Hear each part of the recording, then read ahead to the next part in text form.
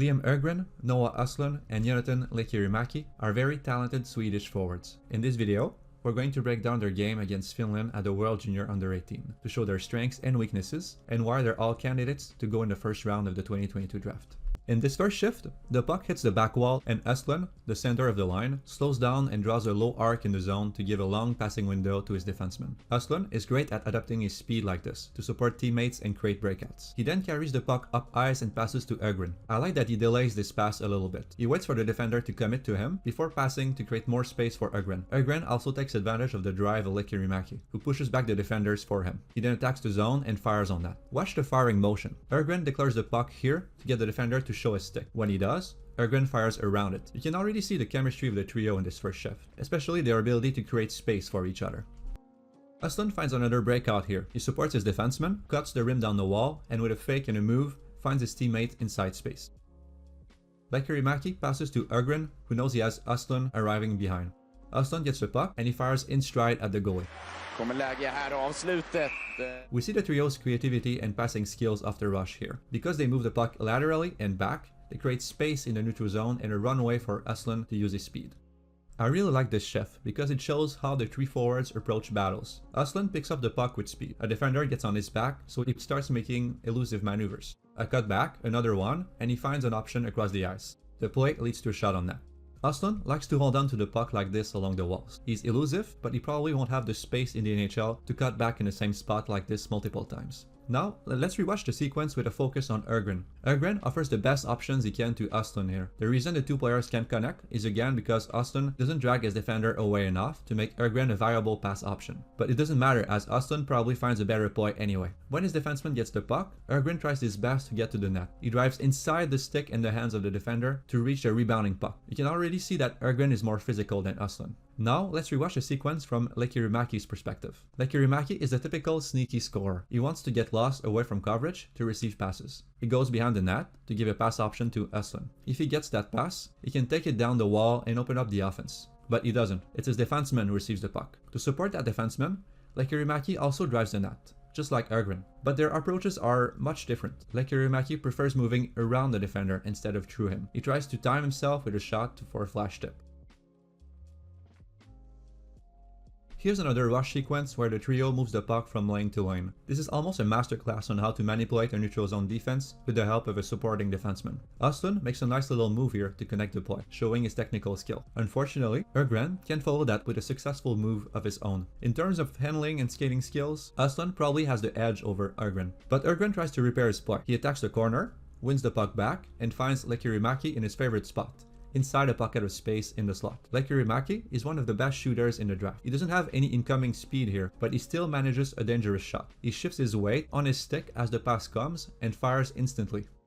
This is another great shift from the trio. Ögren creates a runway for Östlund here. He attacks ahead and drops the puck back. Östlund breaks through the defensive line with a really nice move. Watch him shift his weight completely on his right leg here. He fakes a drive that way, which makes the defenders hesitate just enough to allow him to slip by. But Östlund lacks a bit of awareness right after. He misses Ögren, who's attacking the middle of the ice.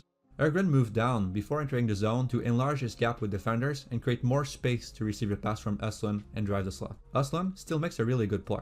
He passes to Lehtjärvi across the ice, but unfortunately, Lehtjärvi hasn't identified his next play. He's slow to complete the tic-tac-toe. He didn't need to challenge the defender here. He could have just one or two touched the puck to Ögren for a one-timer. As the pass is late, Ögren is now covered. But he shows a lot of awareness here. He doesn't force a shot because he knows defenders are closing on him. He reloads the puck to his defenseman at the point, who has a better shooting angle. To open the second period, Östlund passes to Lehtjärvi.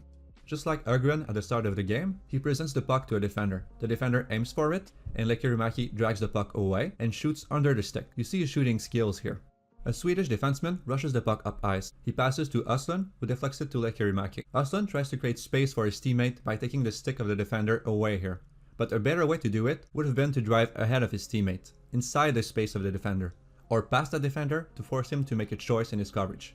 The puck ends up rimmed down the wall. Ögren gets it. He's against two defenders and he doesn't have any good option. So Ögren decides to protect the puck and sends it back into space for his teammates. This is the kind of plays that NHLers have to do quite often. The trio steals back the puck. Östlund gets it, he attacks down to drag defenders away from Ergren and makes another deceptive pass to him. Ergren also slows down to enlarge his gap with defenders and get more space to shoot. We see both Östlund and Ergren's ability to connect plays here. One occupies defenders and the other one manages his space very well. Lehteri then shows his skill, but he probably doesn't make the best play. A shot here while the goalie is repositioning, or a pass there to Ergren inside space would have probably worked better. The main problem in this shift is Östlund forcing passes a bit. He supports his defenseman well, again. He provides Havelid with a passing option here, but then he goes for a stretch pass through 3 opponents instead of giving the puck to Ergren inside space. Ergren shows a bit more patience a few seconds later. He gets the puck on the wall and has 2 options, Lehteri driving the middle and Östlund driving wide. He fakes the pass to the middle, moves the defensive stick out of the way, and connects with Östlund. Östlund gets the puck, but he's too focused on being deceptive here, and he misses the defender covering the return pass. Ergren was also a bit slow to get moving after his pass. He looked at it instead of sprinting into space to become an option. This is a power play entry. Lehteri carries the puck in. He moves toward the wall and attracts 2 defenders on himself. This is a good example of his playmaking abilities. Östlund comes in behind the play with speed. He attacks the slot, takes a shot, and makes his own deceptive pass to his teammate for the goal. Spelar den där till Östlund in i mitten. Oj, vad fint spelat av Sverige och där kommer 2-1 pucken.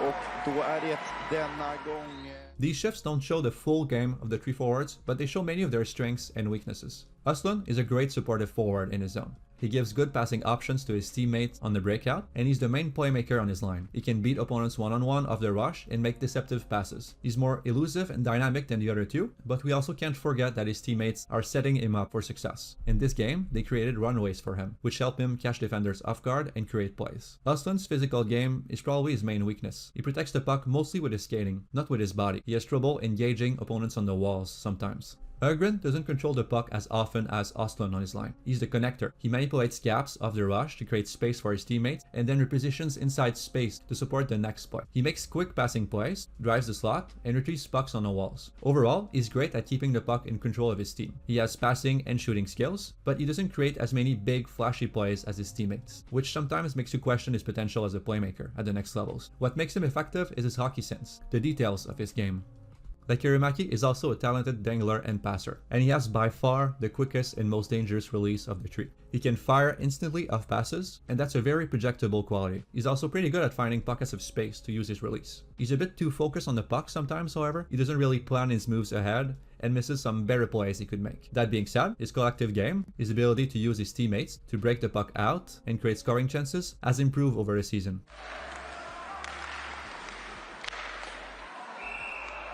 All 3 players have top 9 NHL upside, and at this point of the season, there isn't a lot that separates them. It's a question of preference, mostly, and what you value in prospects. One organization could see Ergren as the better fit for them. Another one might want the scoring ability of Lehteri. And a few teams could prefer to boost their transition game by selecting Östlund.